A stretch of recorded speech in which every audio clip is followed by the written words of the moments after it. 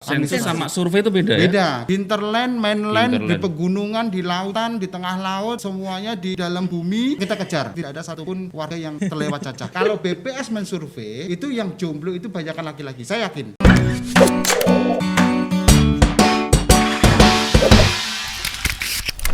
Selamat datang buat Pak Hendri. Iya, Pak Rahmat. Pak Rahmat Iswanto. Iya. Yeah. Siap. Kalau buat Tribuners ya udah pasti udah standby dari tadi kayaknya. Iya. Kalau ngomong kepala badan Badan Pusat Statistik kan BPS ini. Iya. Orang sangat awamnya sensus. Sensus. Iya. Ya, sensus penduduk ya, Pak. Nah, identiknya itu kan. Iya. Padahal kayaknya Banyak banyak banget. Dari sebelum kita nyiapin pertanyaan, sebelum kita menginterogasi Pak Rahmat jadi wah, kita baru tahu ya. Iya. Tapi sebenarnya kita mau bertanya juga nih. Maksudnya banyak yang pertanyaan yang mungkin kita tahunya yang sensus penduduk itu cuman BPS. Dan yang melakukan BPS itu cuman hanya sensus aja kayak gitu, Pak. Siap. Nah, mungkin kita perlu memberitahu ke Tribuners. Ini sebenarnya BPS nih ngapain, Pak, gitu. Tugasnya apa, Pak? Tugasnya apa? Ya, Nah. baik. Memang BPS ini banyak sekali masyarakat kita yang menganggap BPS itu tugasnya hanya sensus, tetapi tidak hanya itu sebenarnya. Sensus pun tidak juga hanya sensus penduduk, tetapi sensus BPS itu berdasarkan Undang-Undang Nomor 16 97 itu diamanahkan bahwa BPS harus melakukan sensus sebanyak 3 jenis. Yang pertama adalah sensus penduduk seperti yang tadi Mbak Nita sampaikan, kemudian juga yang kedua sensus pertanian, dan yang ketiga adalah sensus ekonomi. Nah, Penduduk, sensus Pertanian. pertanian, sensus ekonomi. Ekonomi. Nah, itu gampang ya. Iya. Tapi yang paling sering didengar sensus penduduk aja. Tapi Iya. yang saya sebenarnya sensus penduduk kenapa? Karena yang akan terlibat langsung kita menjadi responden pasti sensus penduduk. Kalau Seluruh sensus penduduk. pertanian mungkin barangkali ada beberapa sebagian warga kita yang tidak terkena.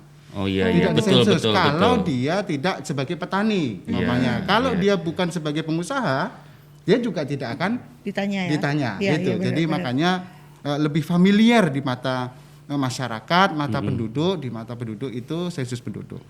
Namun demikian yang perlu digarisbawahi adalah tugas kami ini bukan cuma sensus, tetapi begini, saya ambil dari hulunya dulu. Yang namanya statistik itu dalam pengambilan angka-angka statistika, ya, dalam ilmu statistika itu ada 3 jenis, ada tiga cara. Yang pertama adalah sensus, yang kedua adalah survei, yang ketiga adalah metode dengan administrasi atau Beda tuh, Pak. Sensus sama survei itu beda ya? beda. Kalau sensus itu semua populasi itu dicacah, semua populasi ditanya, tetapi kalau survei itu hanya sampel-sampel tertentu saja. Oh, kalau survei itu sampel ya? Ya, kalau survei itu sampel. yang mewakili. Kalaulah seandainya kita mempunyai kekayaan yang luar biasa untuk membiayai seluruh kegiatan statistik, maka tidak perlu ada survei. Nah, karena dana ini terbatas, anggaran itu terbatas, maka perlu adanya survei. Nah, karena ada survei itulah kemudian ada statistik. Karena dari statistik itu kita bisa mengambil metodologi dengan satu persyaratan tertentu sehingga dia seakan-akan mewakili dari populasi. Saya ambil contoh sederhananya gini. Pada saat kita pemilihan pilkada, kita kan ada quick count ya. Iya, betul. iya. Mendekati nggak, Mbak? Nah, itulah Iya. yang kemudian yang kami laksanakan setiap harinya.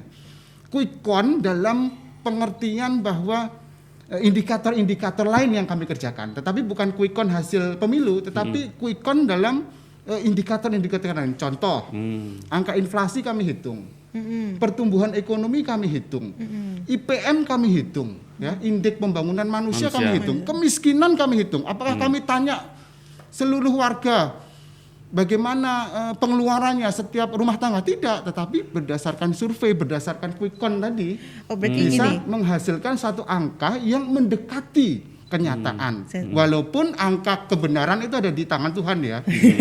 Berarti bisa dibilang kalau setiap hari pekerjaan dari dari BPS ya, Pak. Itu survei terus. Iya. Baru nanti terakhirnya sensus gitu, Pak. Iya, betul. Jadi gimana? Kira-kira begitulah. Sebentar, survei sama sensus kan Oke, beda. Beda. kalau survei setiap saat kita ada survei ya. Kita setiap saat ada ke pasar. Kita setiap saat mensurvei perusahaan-perusahaan, kita survei. dalam rangka untuk mencari data bagaimana pertumbuhan ekonomi. Kemudian ke pasar kita survei untuk menghasilkan angka inflasi. Ke nilai-nilai ke produksi, ke perdagangan besar, ke grosir-grosir kita survei supaya mendapatkan indeks-indeks harga produsen, indeks harga perdagangan besar, yang semuanya itu dalam kerangka untuk perencanaan dan evaluasi pembangunan. Apakah ada distribusi yang terhambat, stocking yang macet dan lain sebagainya, itu yang harus segera kita evaluasi gitu. Oh, itu dari survei tadi itu ya, Pak? Iya. Larinya nanti malah untuk ke evaluasi sama mungkin ke kebijakan-kebijakan gitu, Pak? Untuk sebagai dasar pengambil kebijakan menggunakan data survei, gitu Pak ya? Statistik ini adalah angka, kalau kita sebagai pelajar, maka statistik adalah rapot kita.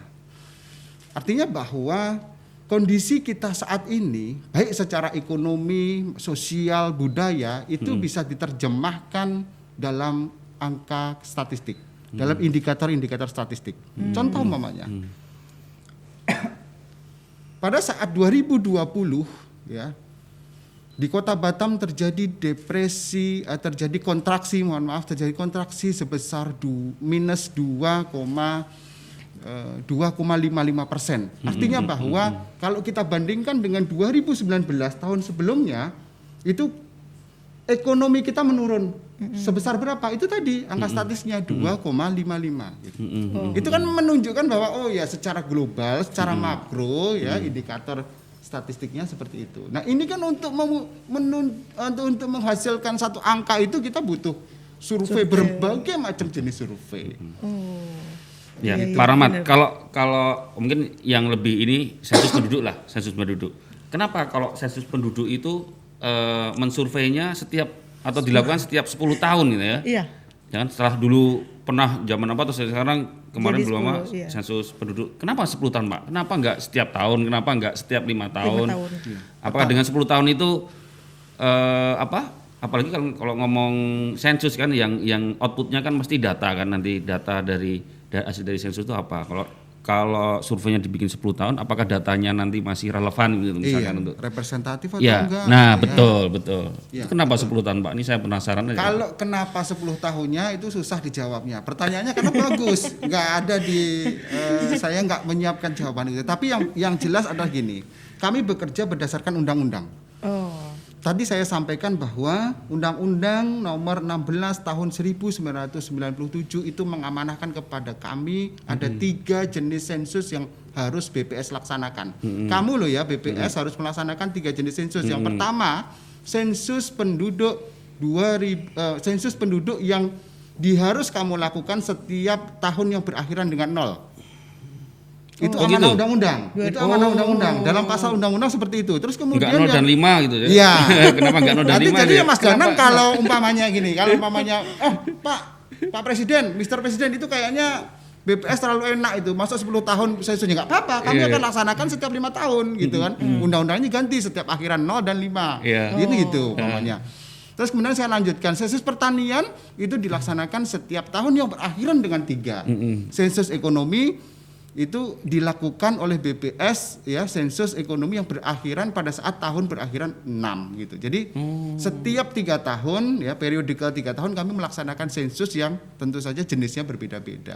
Jadi akhirnya ketemunya sensus penduduk ya seakan 10 tahun sekali gitu. Tapi kalau Mas Danang merasa bahwa itu terlalu lama gitu kan gitu ya. Ya udah. Update enggak, apalagi sekarang kan perubahannya luar biasa kan. Mungkin barangkali dari acara tripod kita sore hari ini. Tripod, Pak. Ya, tripod kita sore hari ini kita bisa terdengar lah sama Pak Jokowi.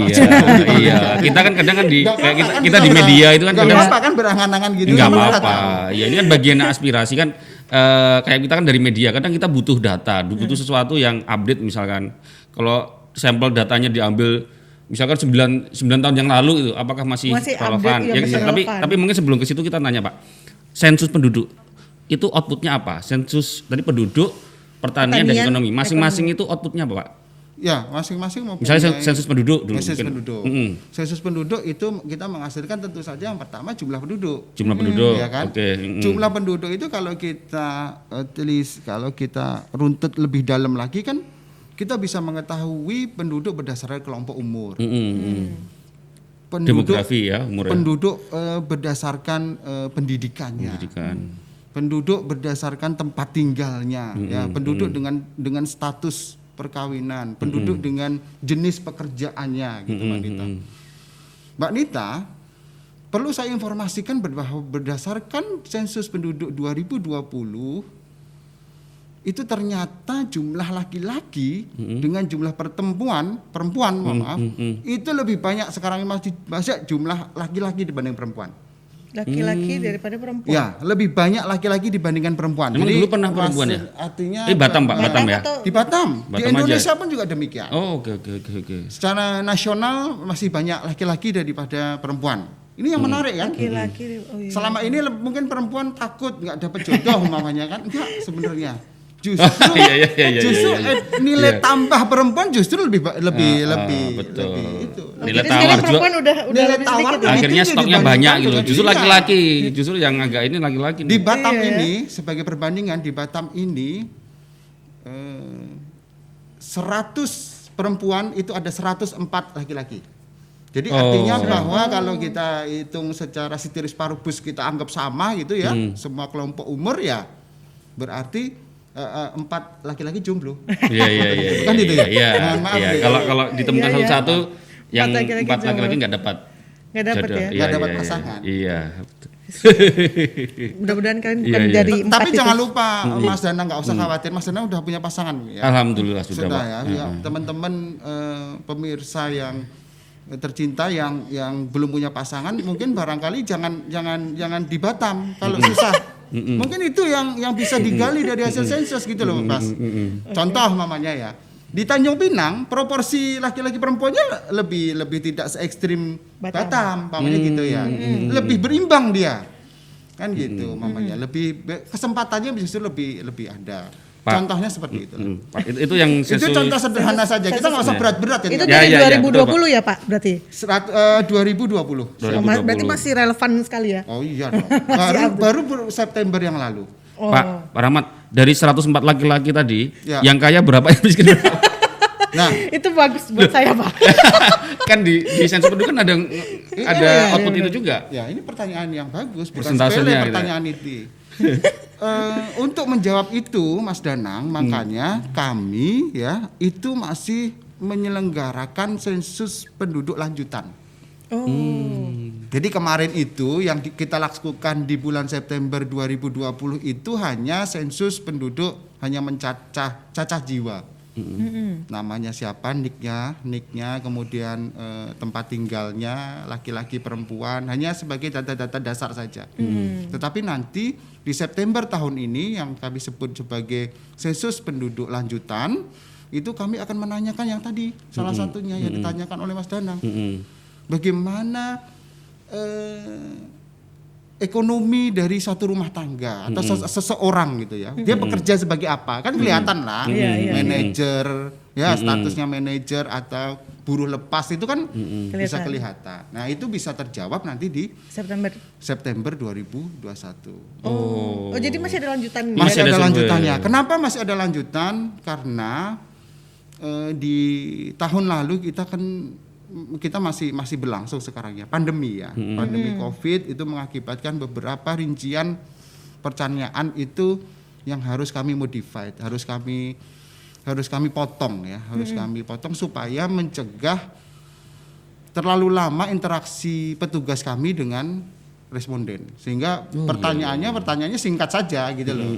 Konfirmasi saja, yang penting ada, yang penting cacah jiwa tidak ada yang terlewat gitu kan, sensus penduduk tidak ada, kita benar-benar sebagai warga negara gitu aja yang harus ikut sensus penduduk gitu. Tapi mengenai karakteristik baik itu pendidikan, karakteristik perumahan, karakteristik pekerjaan dan karakteristik lainnya termasuk mortalitas, fertilitas, kemudian mobilisasi atau mutasi penduduk itu nanti akan kita gali pada September 2021 ini. Jadi ini sebagai promosi juga lah ya, mengingatkan kepada kita semua masyarakat Kota Batam khususnya bahwa kami mengucapkan terima kasih gitu bahwa sudah menerima kedatangan, sudah berpartisipasi secara aktif pada sensus penduduk yang lalu, tetapi jangan lupa bahwa sensus penduduk kita masih akan berkelanjutan lagi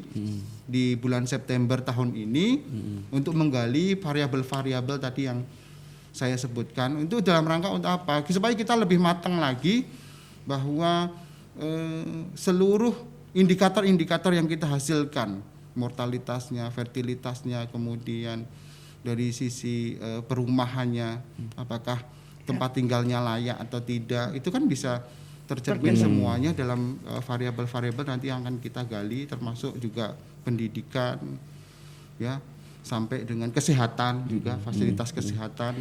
Metodenya juga masih tatap muka, Pak? Nah, atau gimana?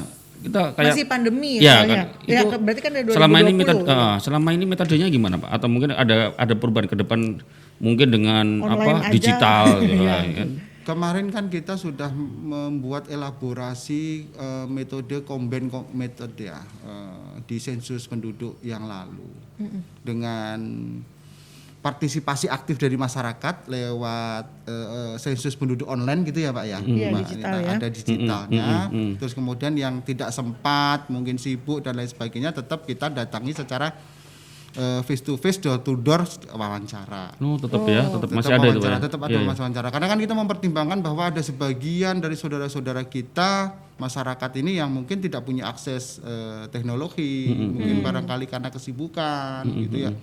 Susah untuk dia meluangkan waktu, tetap kita harus sediakan luangan petugas untuk mengisi sensus penduduk. Berarti untuk yang daerah-daerah mungkin agak jauh, yang nggak ada sinyal gitu ya Pak ya. Nah, untuk yang sekarang, pertanyaan Mas Danang tadi, untuk yang sekarang nanti memang di sensus penduduk long form namanya, sensus penduduk September 2021 nanti itu kita akan lakukan metode dengan yang pertama sampel. Memang tidak semua penduduk akan kita datangin. Ya, ini yang perlu dicatat nanti. Iya, kadang itu ngitung sampai jutaan orangnya baru ditemuin semua. Mau ditemuin tenaganya. Kan tadi saya sudah bilang bahwa iya. tidak semua harus sensus, tapi harus ada juga yang kita lakukan dengan metode survei kan. Artinya tidak semuanya kita sampel, hanya tidak semuanya kita sensus, hanya sampel-sampel tertentu saja yang secara metode statistik penarikan sampelnya itu tadi representasi mewakili dari populasi. Saya mengambil contoh ya, itu tadi quick count-nya yang biasa dilakukan oleh lembaga survei itu kira-kira kredibel nggak atau mendekati nggak dengan hitungan real count-nya KPU kan mendekati. Nah itulah yang kemudian yang setiap saat kita lakukan sebenarnya itu. Berarti Pak kalau dari hasil sensus kemarin jumlah penduduk di Batam udah berapa nih Pak? Oh siap. Siap. Iya. Penduduk di Batam 1,2 juta kurang 3.500. Nah jadi kenapa kurang itu Pak? Kok ada kurang? Ya artinya bahwa penduduk kita itu 1.196.300 jiwa. 1.196.300 jiwa. Jadi kurang 3.700 itu sudah mencapai 1,2 juta. Hampir 1,2 juta hampir ya. 1,2. Hampir 1,2 juta. itulah gitu. Iya. Itu 2020. dari 2020. Oke. Dari 2019 ke 2020? 2019 itu kalau kita 2019 karena tidak melakukan sensus ya, berdasarkan catatan saya mengambil referensi dari catatan Disduk ya. Dari Disduk itu sekitar 1.121.000. Nah, tadi saya mau nanya itu, Pak. Saya sempat kepikiran tadi. Nih, Pak Rahmat, kalau sensus terus kan ada Disduk Capil, ya kan? Betul. Kan semua penduduk tercatat di KK, kemudian nanti tercatat di EKTP. Secara elektronik kan semua data ini. Apakah dari situ tidak cukup dari situ aja Pak? Maksudnya kalau soal jumlah ya. Tapi kalau yang indikator-indikator lain mungkin mau nggak mau harus turun. Iya harus turun langsung gitu. Baik, saya perlu klarifikasi dua hal mengenai pernyataan Mbak Nita dan Mas Danang. Yang pertama bahwa tidak semua warga negara antara NIK alamat di dalam KTP itu sama dengan alamat tempat tinggal. Ya, sebagai bukti bahwa betul. di hasil sensus penduduk 2020 ya itu 78% itu sesuai NIK dan 22%-nya itu masih tidak sesuai dengan NIK. Jadi betapa gitu ya. hampir seperlima lebih ya penduduk kita itu yang tidak sesuai NIK antara identitas di KTP dengan alamat tempat tinggal. Itu yang pertama. Kemudian yang kedua, kalau berdasarkan sensus penduduk itu tadi kan saya katakan bahwa penduduk kita 1.196.000. Berdasarkan Disduk Capil itu jumlahnya 1 juta yang terakhir ya itu di akhir tahun itu sebanyak 1.150.000-an. Artinya ada selisih sekitar 46.000 kalau saya kasarnya saja. Loh, kok ada selisih? Kok ada perbedaan antara Disduk dengan data BPS? Karena apa? Ternyata ada juga penduduk Batam ini yang sebenarnya KTP-nya bukan KTP Batam. Ya. Artinya bahwa kita harus membedakan antara administrasi. Tadi kan saya sebutkan yang ketiga kan administrasi. Iya. Statistik itu kan ada 3. Menghitung statistika itu kan ada 3, yaitu dengan sensus, survei dan administrasi. Jadi antara administrasi dengan sensus atau survei itu bisa beda karena memang metodenya juga beda. Kalau data kependudukan itu berdasarkan registrasi KTP, kalau kita berdasarkan de facto-nya. Faktanya dia tinggal di mana? Contoh, mamanya saya sudah tinggal di sini selama 1 tahun, tetapi KTP saya masih Tanjung Pinang.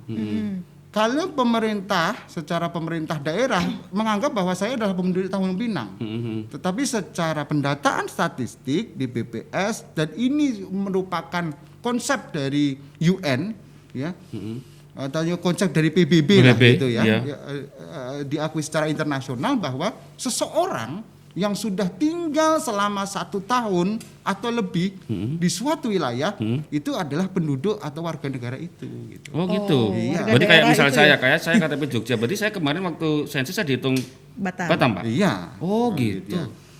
Sebenarnya dua data itu diperlukan Pak, Mas Danang. Ya.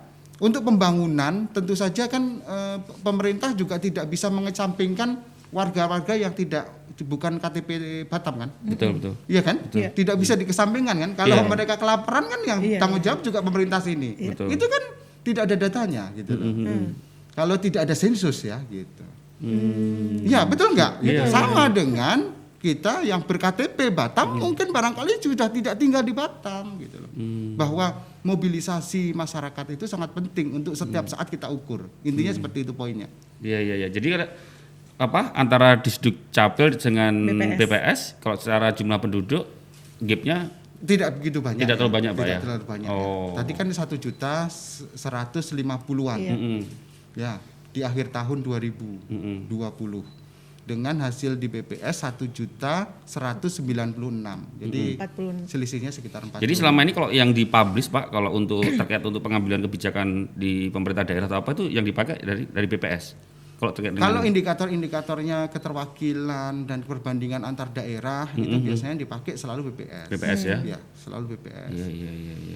Oke. Karena kita menggunakan konsep definisi yang bukan kemudian kita buat-buat gitu ya. Bukan juga kepentingan BPS. Nah, ini kenapa ada BPS ya? Kenapa ada BPS? Kenapa ada Badan Statistik? Karena kalau semua mengklaim bahwa raportnya bagus, itu semua bakalan menilai bagus. Iya, betul. Sederhananya gitu lah Mas Danang. Kenapa ada iya. BPS? Nah, itu tadi. Kita bisa mencatat inflasi itu dengan inflasi itu kan tingkat kemahalan sampai dengan level konsumsi masyarakat ya. Itu kalau tidak ada BPS kemudian pemerintah mengklaim inflasi kita rendah gitu mamanya dengan metode yang macam-macam gitu ya kita kan nggak bisa dibandingkan antar daerah lain. Iya, betul. Kita kan Harus gitu. dalam kerangka berpikir, kerangka pandang yang secara nasional bisa dibandingkan nggak? Iya. Nasional pun secara internasional bisa dibandingkan nggak gitu. Nah itulah perlu adanya statistik. Gitu. Iya. Pak, terkait apa yang sensus, terus data kependudukan, bahkan kemarin juga data kemiskinan itu banyak yang sanksi, Pak. banyak yang sanksi. Nggak percaya. Nggak percaya Iya. gitu. Banyak yang dibilang ini di di setting gitu. Itu gimana tuh Pak? Menurut pandangan Pak Rahmat? Ya, memang kami di BPS memang salah satunya menghitung indikator kemiskinan.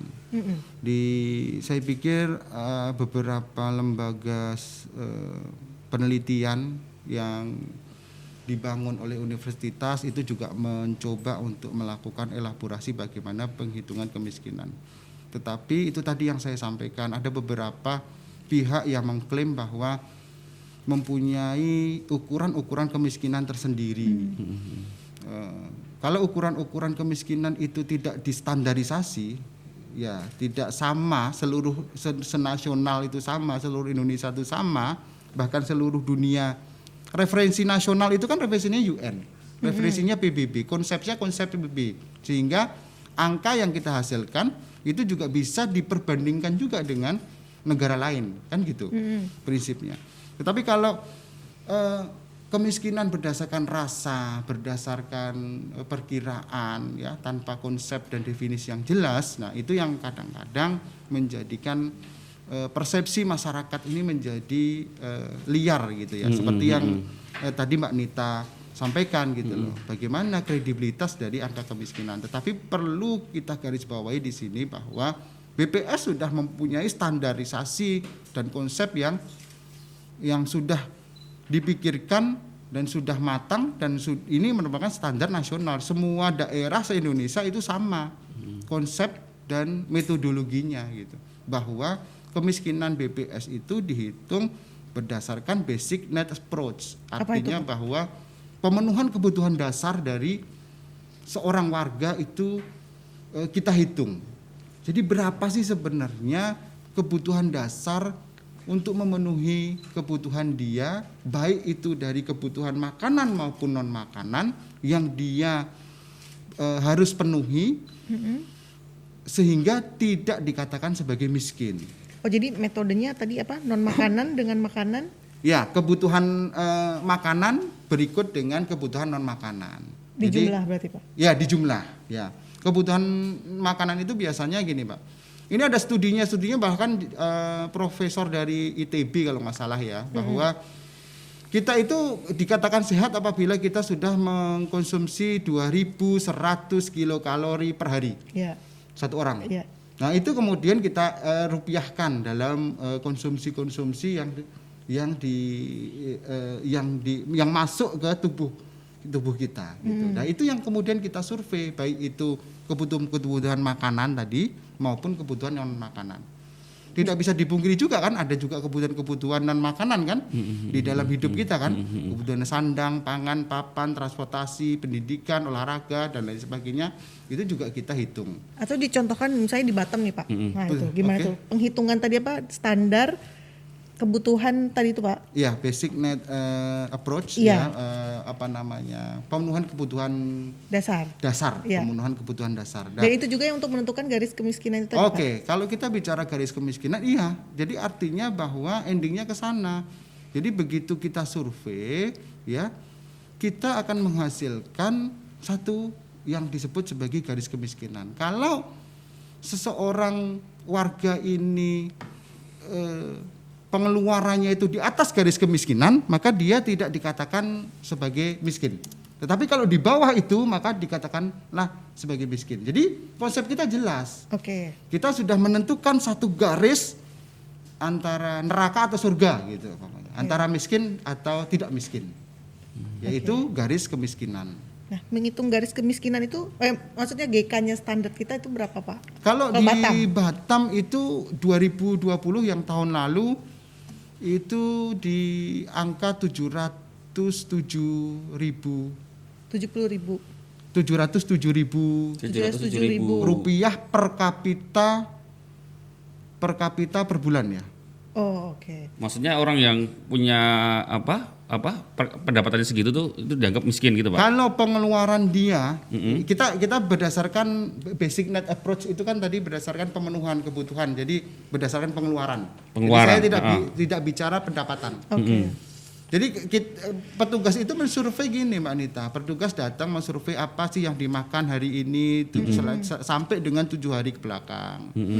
Ya makan, terus kemudian kebutuhan-kebutuhan lain apakah beli pakaian, beli untuk kebutuhan transportasi berapa dan lain sebagainya, pendidikan, komunikasi, kemudian untuk perumahan, mungkin untuk sewa dan lain sebagainya. Dan kebutuhan-kebutuhan kalau umpamanya dia masak sampai dengan pertanyaan garam, itu pun juga kita tanya berapa sendok garamnya, berapa sendok gulanya, itu tadi pemenuhan kalori tadi. Oke. Berapa sendok garam yang dimakan, berapa sendok gula yang dimakan, berapa cotton bud yang cotton bud juga, Pak? Berapa cotton bud ya, bulir cotton bud yang dipakai sudah digunakan, contohnya yang dibeli gitu. Itu gimana nanyanya ya, Pak? Memang ya nanya aja, tapi mungkin aku lebih itulah memang kalau perlu wanita nanti jadi mitra statistik deh biar ya, kita ajarin bagaimana ilmu menggali informasi dari ilmu ngobrol dan menggali itu informasi ilmu khusus dari responden. Iya. Dari ya memang harus dengan ini dengan ibu-ibu ngobrol santai untuk menghasilkan data ini kemiskinan ini satu rumah satu responden itu minimal 3 jam loh. Satu rumah. Datang ke rumah itu 3 jam. Makanya kalau kita lihat di dalam galeri-galeri kami mungkin istilahnya Mas Danang mungkin ada yang bertanya itu sambil selonjoran, saking sambil pegel, capek gitu kan. Terus kemudian ada yang to be continue bersambung nanti sore dan lain sebagainya itu sudah lazim dan wajar bagi kami. Tapi memang untuk mendapatkan variabel data itu, informasi itu memang luar biasa. Data itu kata Presiden Jokowi kan, data itu adalah kekayaan intelektual baru yang lebih berharga daripada devisa ya.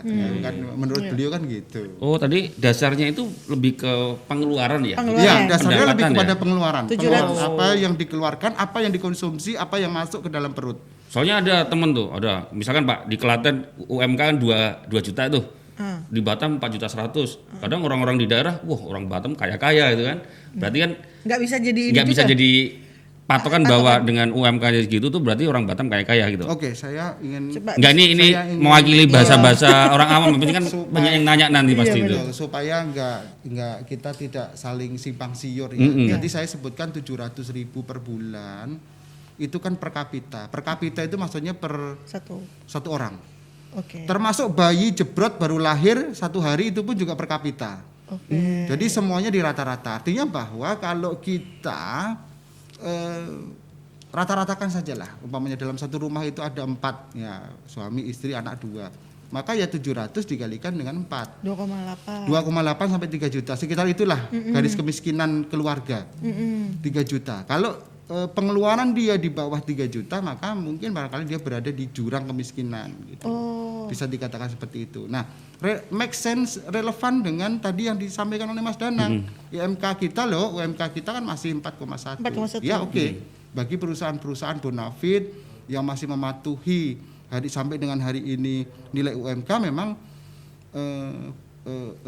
saudara-saudara kita masyarakat Batam itu tidak termasuk miskin dengan pendapatan segitu. Kita asumsikan dengan pendapatan seperti itu, kita asumsi bahwa pengeluarannya juga segitu ya. Karena yang dipakai BPS tadi adalah pendekatan pengeluaran, bukan pendekatan penghasilan. Saya susah menanyakan Mas Dana pendapatannya berapa sih? Tapi kalau saya itu nanya, Mas, konsumsi rokoknya berapa? Pasti bunyi ya, pasti keluar. Iya, betul. Es teh berapa tadi? Es teh berapa? Cari satu lah. Makan kopi 2 kali. Keluar semua kan? Iya. Keluar semua. Ketahuan kamu kaya nih. Iya. Berarti kamu kaya nih. Tadi di jalan itu enggak mampir ke bank enggak? Ya, mampir ke bank, nyimpen duit namanya. Kan itu kan bagian dari pengeluaran ya, saving walaupun. Ya, terus tadi kalau soal cotton bud tadi apa Pak hubungannya, Pak? Kan itu masuk kebutuhan yang non makanan tadi ya. Oh, Kan berarti orang pakai cotton bud itu mesti orang kaya, nggak bisa. Saya cuma menganalogikan begini, sampai dengan cotton bud pun kami tanya, maksudnya Iya. gitu. Oh, oke. Saking semua variabel, semua kebutuhan masyarakat itu benar-benar kami tanya, tapi berusaha tidak ada yang terlewat gitu. Nit, ini bisa lama Nit ngobrolnya Nit. Iya, Cuma aku benar. langsung ini aja ngomongin soal angka. Pak Rahmat, jadi di Batam ini hasil sensus penduduk yang terakhir berapa banyak orang miskin Pak? Dibanding tahun sebelumnya naik atau turun? Siap. Wah, ini yang pertanyaannya berat lagi nih. Tapi memang ada ya. Anomali. Pasti ada, kayaknya di Facebook juga ada yang nanya nih. Betul. Kita kalau dari sisi jumlah penduduk miskin kita 2020 itu naik. Naik Mas ya Danang, Pak. Mbak Nita, ya naik. Dari 66.000 menjadi 67.000 atau naik sekitar 850. Jadi 1.000 lah ya kalau tapi naik sekitar 850 jiwa. Artinya bahwa selama 2020 itu, tapi ini adalah jangan salah nanti dipersepsikan masa naiknya cuma segitu, karena ini adalah angka Maret. Maret berarti ini sebelum adalah angka Maret 2020. Coba sebelum kita ingat. Covid ya. Iya, dampak dari Covid sendiri belum ada. Tapi Angka kemiskinannya secara absolut, secara jumlah sudah naik. Sudah naik dari 66 menjadi 67.000 atau naik, lebih tepatnya naik sekitar 850 jiwa. Nah, artinya bahwa Covid itu dampaknya masih sangat kecil sekali di tengah masyarakat Batam pun kita sudah terdampak naik ya. Walaupun secara indikator makronya memang secara persentase memang terjadi penurunan. Kalau ditanya berapa persen kemiskinan di Batam, maka 4,75 itu turun dibandingkan dengan 4,85 di tahun 2019.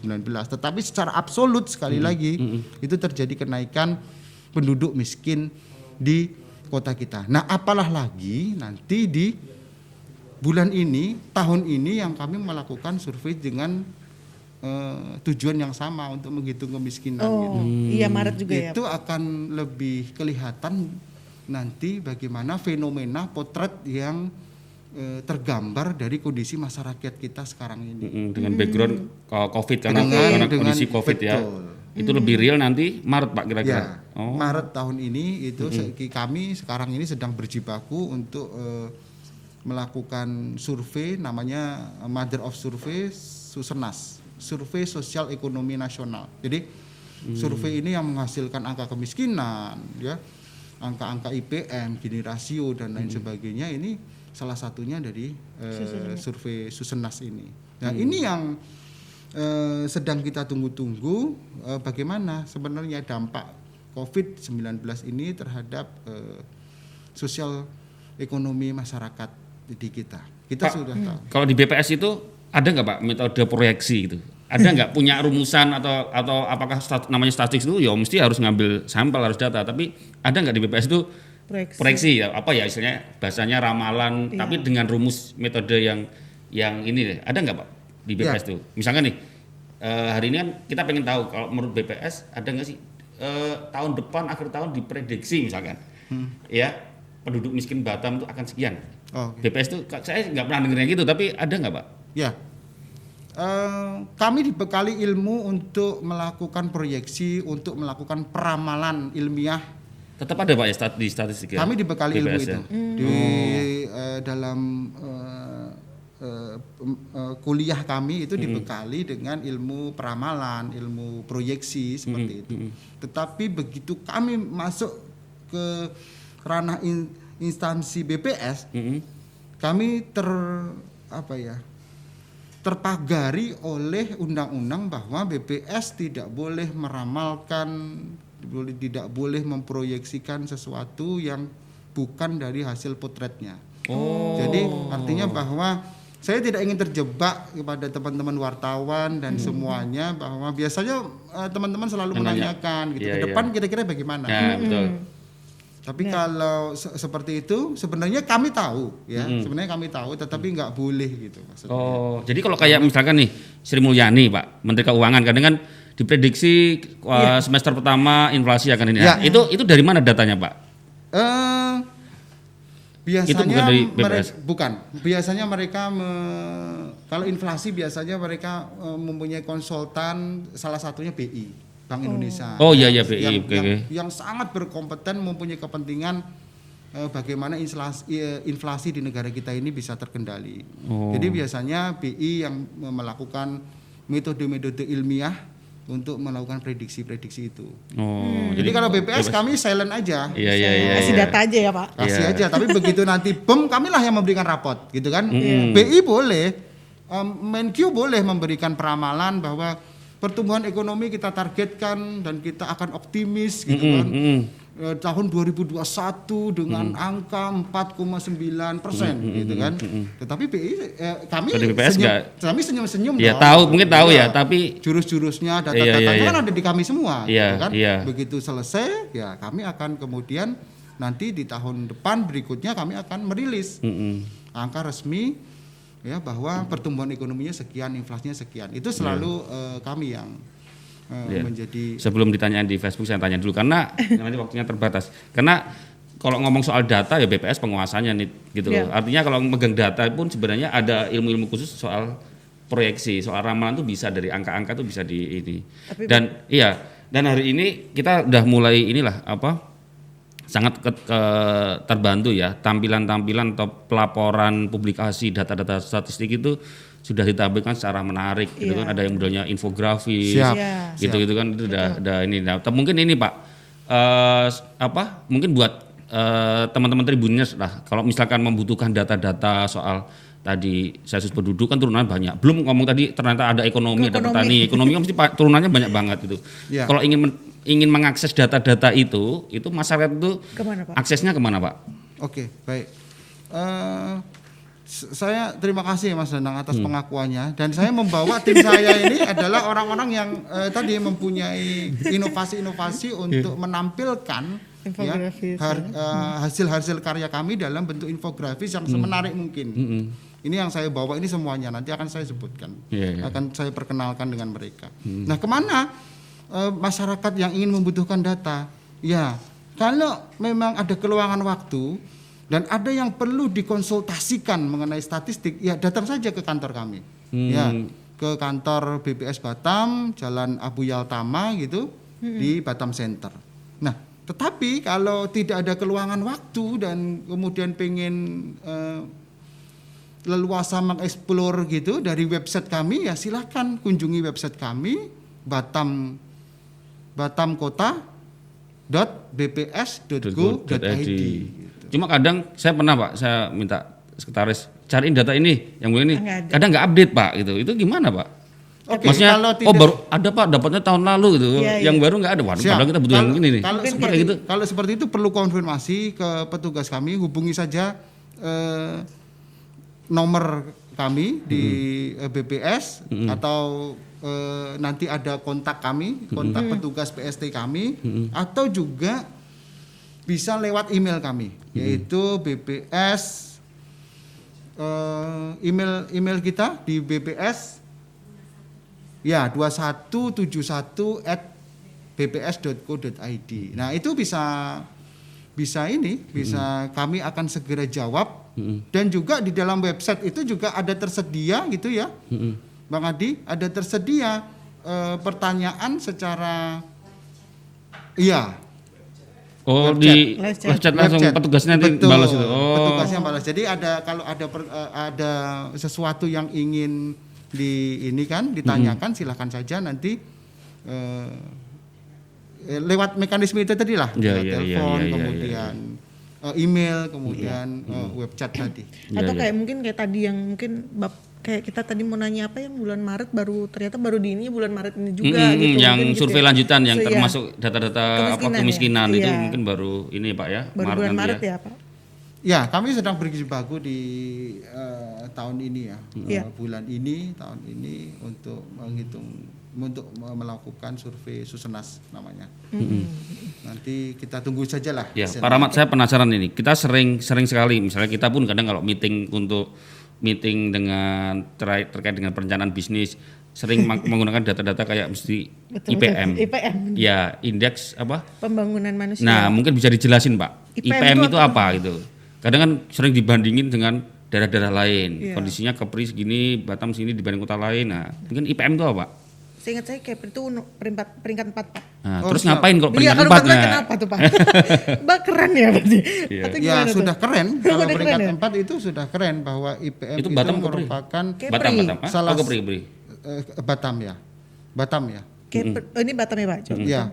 Eh, IPM itu apa, Pak? bahwa IPM ini merupakan salah satu indikator dari 6 indikator strategis yang menjadi acuan negara kita. Ada pertumbuhan ekonomi tadi saya singgung, pertumbuhan ekonomi, kemudian ada kemiskinan tadi sudah kita bahas, kemudian pengangguran juga kita bahas, kemudian IPM, terus kemudian ada Gini rasio dan tadi yang terakhir jadinya penduduk ya, jumlah penduduk ya. Jumlah penduduk, ya. IPM itu merupakan indikator indeks pembangunan manusia. Jadi indeks ini dibangun di tahun 90-an dibandingkan dengan indikator-indikator lain, ini merupakan indikator yang paling muda. Makanya memang benar terakhir ditanyakan mungkin. Artinya bahwa gini, ada satu pemikiran bahwa kenapa cuma ekonomi saja yang dihitung, inflasi, pertumbuhan ekonomi, ya, kemudian PDRB dan lain sebagainya. Kenapa kemudian manusianya yang sebagai objek dan subjek dari pembangunan kenapa tidak dihitung? Maka kemudian muncullah gagasan, dan ini merupakan amanah dari PBB juga untuk menghitung indeks pembangunan manusianya. Jadi indeks pembangunan manusia dihitung dari 4 variabel. Bagaimana harapan lama hidup dia. Kami hitung itu harapan lama hidup. Ini menarik nih kalau ngomongin harapan lama hidup nih, masih panjang lagi nih. Masalah urusan hidup kan urusan dengan Tuhan kan. Nanyanya gimana lagi? Iya, besok bisa Jadi kami menentukan kamu akan mati umur 70 ya. Kami bisa menghitung satu indikator bahwa di Kota Batam ini, Mas Danang, bahwa indikator di Batam ini harapan hidup kita itu sampai 73 tahun. Oh, ini. 73. Iya. Dengan asumsi tidak ada terjadi sesuatu ya, Iya, tidak iya, ada iya. bencana, tidak ada sesuatu post major, tidak kita ya nggak ada yang inilah. Iya. Nah, itu Kita caranya tidak gimana sakit gitu. jantung gitu. Iya. Tapi dengan fasilitas yang ada, dengan kondisi stamina kita sekarang ini, maka kita bisa hitung, kita bisa kalkulasikan bahwa kita akan bisa hidup di Batam ini sampai dengan 73 tahun. Oh. Tetapi jangan salahkan BPS kalau kemudian terjadi sesuatu di ruangan ini gitu ya. Nanti ya bukan seperti itu. Beruntung Pak umurnya Rahmat, udah berarti 80. artinya Pak 73 itu termasuk tinggi, Pak? Termasuk Sangat tinggi. sangat tinggi ya? Sangat tinggi. Kalau 73 bayangkanlah kita hidup sudah di umur 73. Iya, Orang iya, tua iya. kita, nenek kita kira-kira kalau umur 69 sudah seperti apa gitu. Iya. Itu rata-rata loh ya. Itu rata-rata. Terus kemudian harapan lama sekolah. Oke. Terus kemudian rata-rata lama sekolah. Terus kemudian ada daya beli. Oke, Ada daya beli menarik tadi ini. sebenarnya daya beli itu sebenarnya sudah kita singgung lah sedikit gitu. Nah, 4 variabel ini kemudian kita olah sedemikian rupa menjadilah satu indikator yang namanya IPM. Dan angka IPM di Kota Batam itu senilai dengan 81,11%. Artinya bahwa 81,11 ini merupakan angka IPM yang sangat tinggi, Sangat tinggi, Pak, ya. dikategorikan sangat tinggi karena lebih dari 80 itu sudah sangat tinggi. Jadi memang kota kita ini sudah termasuk kota yang metropolis lah ya, yang warganya pendidikannya tinggi, Iya. Oke. warganya pendidikannya tinggi, Hidupnya lama. kemudian hidupnya lama, Iya. hidup lama Daya itu belinya tinggi, hidup lama kemampuannya. itu kan karena memang orientasi kesehatan dia juga lebih bagus gitu loh Mas Oke, Renal. iya, Dari iya, survei iya. bahwa kalau dia pilek dia kemana, pilek nggak ke dukun, iya, bersalinnya siapa yang Udah menolong, pakai minimal pokoknya- bidan. kan kita tanya seperti Iya, itu, iya, iya. minimal ke bidan, ke dokter, Iya, bukan iya. ke dukun bersalin. Iya. Gitu. Iya, atau Terus dikerokin gitu. kemudian kalau keselio mamanya kemana gitu kan. Iya, kan iya. ini indikator-indikator yang kami tanyakan itu kuesionernya itu tebal ya.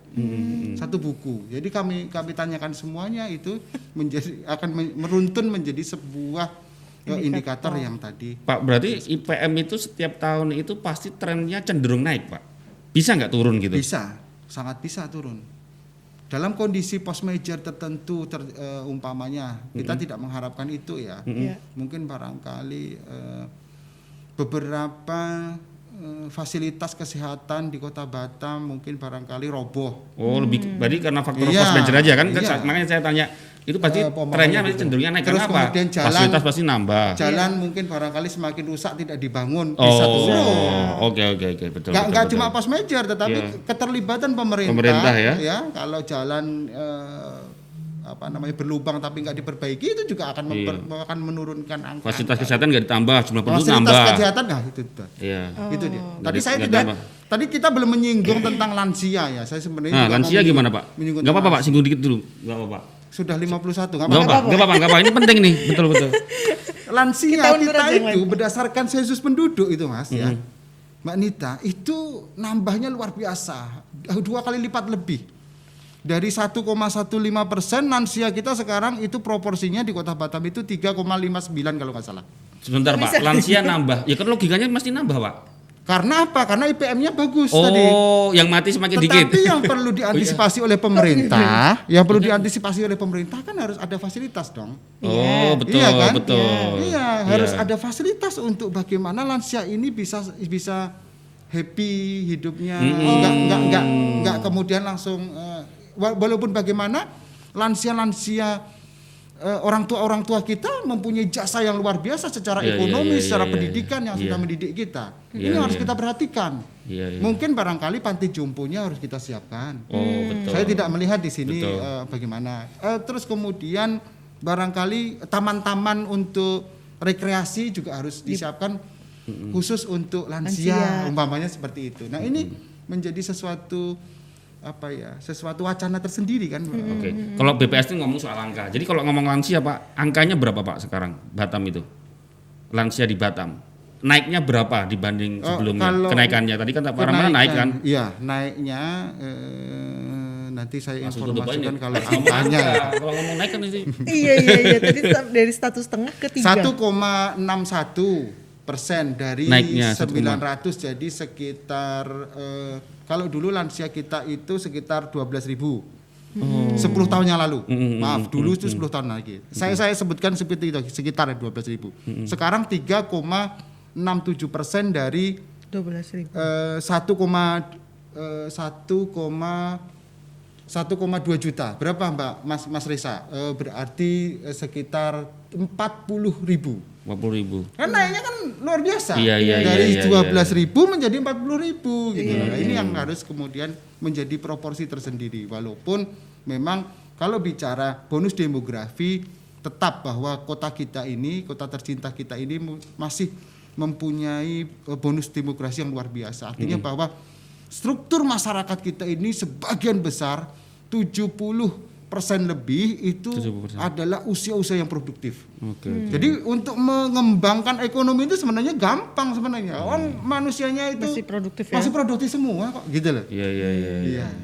Dan Enggak, pemerintah kalau ada data gitu kan, ya pasti mereka pakai data itu kan. Berarti concern saya nih karena bonus demografi kayak Batam gede nih, anak mudanya, anak produktifnya gede, concern ke situ. Lansianya banyak segini, berarti harus nambah panti jompo, fasilitas kesehatan untuk panti jompo gitu ya Pak ya kira-kira ya. Gitu. Kan gitu nih. Iya, berarti bisa juga dibilang yang IPM-nya ini kita meningkat karena pemerintah juga memberikan fasilitas. Oh yes.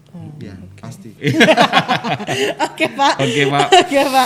Terima Makasih kasih banyak Pak banyak Pak Rahmat. Terima kasih sudah hadir di sini Pak. Ya. Ya, mungkin membantu juga untuk teman-teman yang lagi mencari-cari data ya. Jadi BPS bisa ngapain aja, data apa aja yang dari BPS lengkap ya. Yes. Termasuk yang urusan jomblo-jomblo tadi. Iya, siap. Iya, Itu jadi nggak usah Itu penting. Sekarang cowok lebih banyak ya. Nggak usah khawatir cewek-cewek yang ada di rumah. Ya, itu dia. Itu penting untuk kita. Pesannya. Ya. Oke Pak. Buktinya di ruangan ini banyak cowok daripada cewek. Iya. Iya juga ya. Masuk akal. Masuk akal. Oke Pak, jangan lupa untuk Tribuners ya, subscribe YouTube channel kita dan juga follow Instagram kita @Tribun Podcast, dan juga dengerin juga nanti cerita-cerita kita di BPS dan segala macam yang ketinggalan bisa di Spotify. Oke Tribuners, kita ketemu lagi ya, sampai jumpa dan bye.